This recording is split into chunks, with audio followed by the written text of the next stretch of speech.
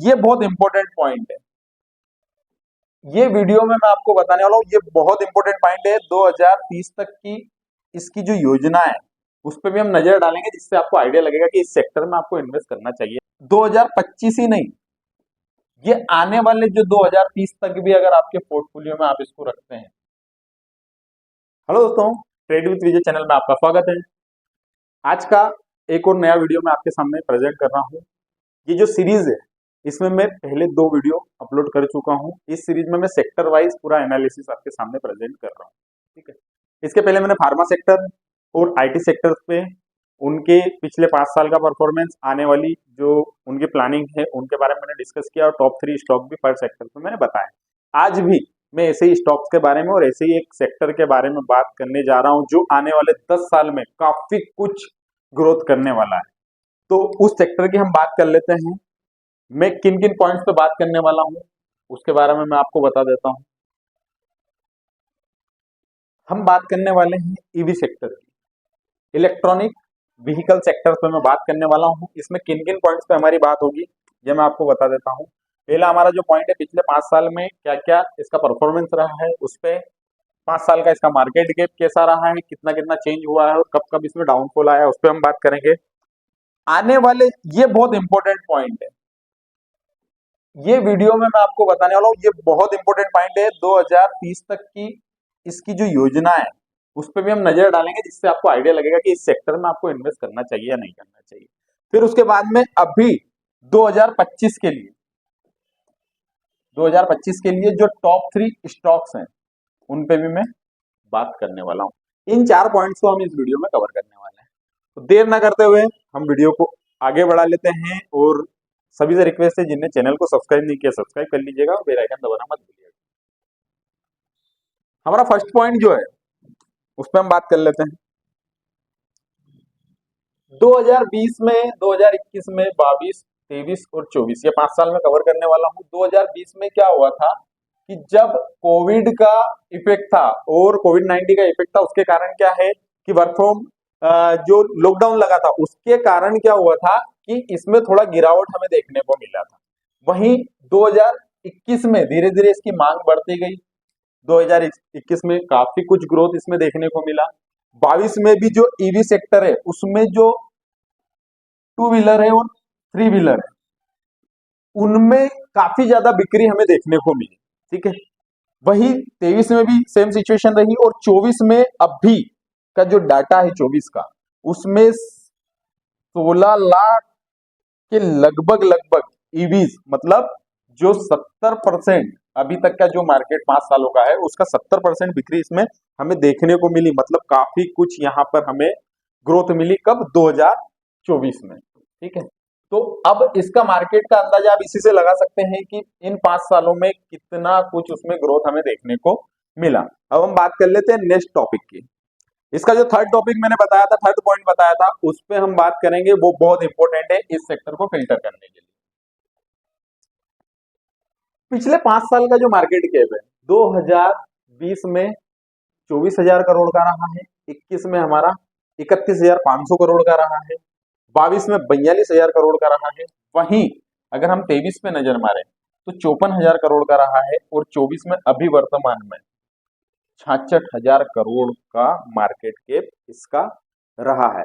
इसमें मैंने पूरे डिटेल्स भी दे रखी है कि 2021 में 287% की वृद्धि हुई थी, मतलब 2 पहिया वाहन और 3 पहिया वाहन पे, मतलब 2 व्हीलर 3 व्हीलर पे। ठीक है, और वैसे ही चार्जिंग इंफ्रास्ट्रक्चर है और गवर्नमेंट की इसमें जो सब्सिडी है उनको देखते हुए इस सेक्टर में काफी ग्रोथ हमें देखने को मिल रही है। अब मैं आता हूं, जो मेन इसका पॉइंट है कि आने वाले सालों में इसका क्या ग्रोथ हो सकता है। हालांकि अभी मैंने आपको जस्ट बताया कि 24 में इसका मार्केट कैप जो है 66,000 करोड़ का हमें देखने को मिल रहा है। राइट, अब अंदाजा ये लगाया जा रहा है कि 2032 तक इसका जो मार्केट कैप है वो 7,60,000 करोड़ के लगभग लगभग पहुंच सकता है, जिस हिसाब से ये ग्रोथ कर रहा है।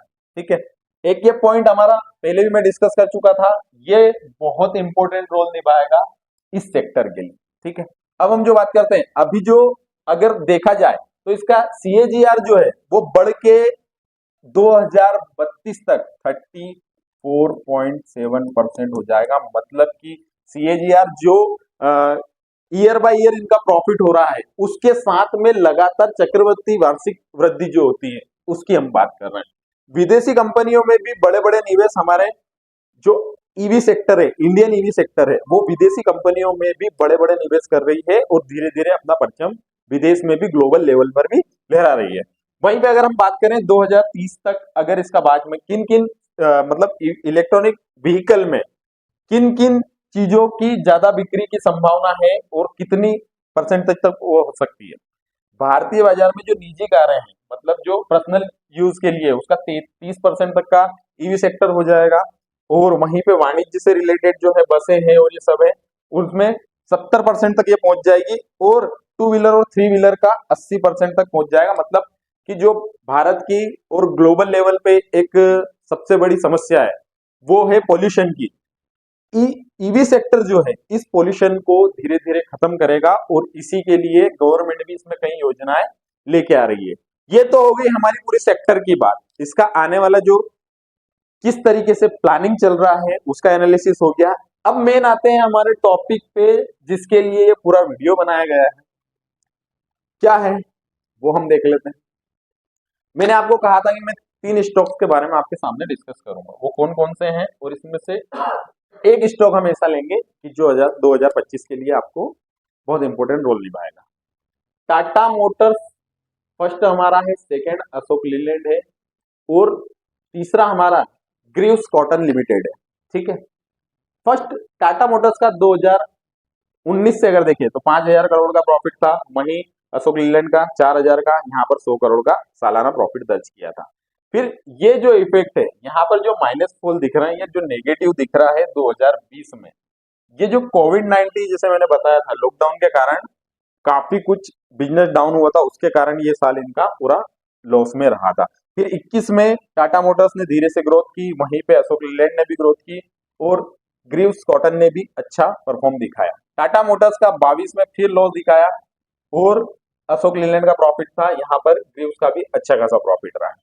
वहीं अगर हम बात करें तो टाटा मोटर्स का अभी 23 में लास्ट ईयर काफी अच्छा प्रॉफिट रहा है, अशोक लीलैंड का भी प्रॉफिट रहा है और इसका भी प्रॉफिट रहा है। मतलब ईवी सेक्टर में अगर देखा जाए तो पर्टिकुलर कुछ इश्यूज थे, जैसे कि हम अगर बात करें 2020 में कोविड का इशू, यहाँ पर ब्लॉकचेन का इशू आ रहा था, इसके कारण थोड़ा सा माइनस फॉल देखने को मिला। अब हम बात करते हैं कि इन तीनों स्टॉक्स में सबसे अच्छा स्टॉक कौन सा हो सकता है हमारे लिए। इसका आज का जो करंट मार्केट प्राइस है, ठीक है, वो 809 रुपए है और FII की जो एंट्री है वो 36.62% है, किसकी, टाटा मोटर्स की। अशोक लीलैंड की अगर बात करें तो 230 का इसका प्राइस है और इसकी जो FII की एंट्री है वो है 36.8%। वहीं अगर ग्रीव्स कॉटन की हम बात करें तो 212 का इनका प्राइस यहाँ पर देखने को मिल रहा है और 4.85% इसका FII की एंट्री है। इसका मैंने फंडामेंटल अगर चेक किया है तो कहीं ना कहीं इसका थोड़ा सा ईयर बाय ईयर देखा जाए और क्वार्टर बाय क्वार्टर देखा जाए तो ये लॉस में हमें कंपनी देखने को मिल रही है।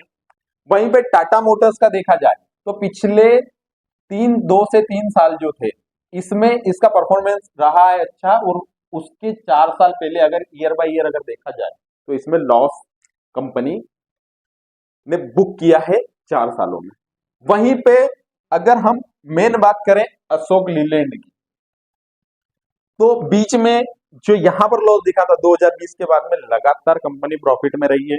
स्टॉक का प्राइस काफी डाउन हमें देखने को मिल रहा है। अभी अगर मैं सजेस्ट करूंगा इस सेक्टर में तो अशोक लीलैंड हमारे लिए बेस्ट ऑप्शन होगा इन्वेस्ट करने के लिए 2025 के लिए।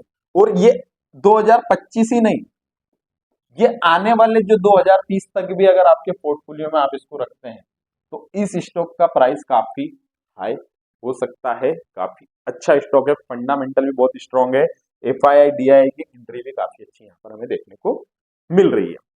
ऐसे ही सेक्टर वाइज इस सीरीज में मैं और भी इंपॉर्टेंट सेक्टर्स को कवर करने वाला हूं। तो आप सभी से रिक्वेस्ट है कि जो भी वीडियो देख रहे हैं और चैनल को सब्सक्राइब उन्होंने नहीं किया है तो चैनल को सब्सक्राइब कर लीजिएगा बेल आइकन दबाना मत भूलिएगा। वीडियो अच्छी लगे तो लाइक कमेंट शेयर जरूर कीजिएगा और दोस्तों के साथ भी वीडियो को शेयर कीजिएगा। Thank you.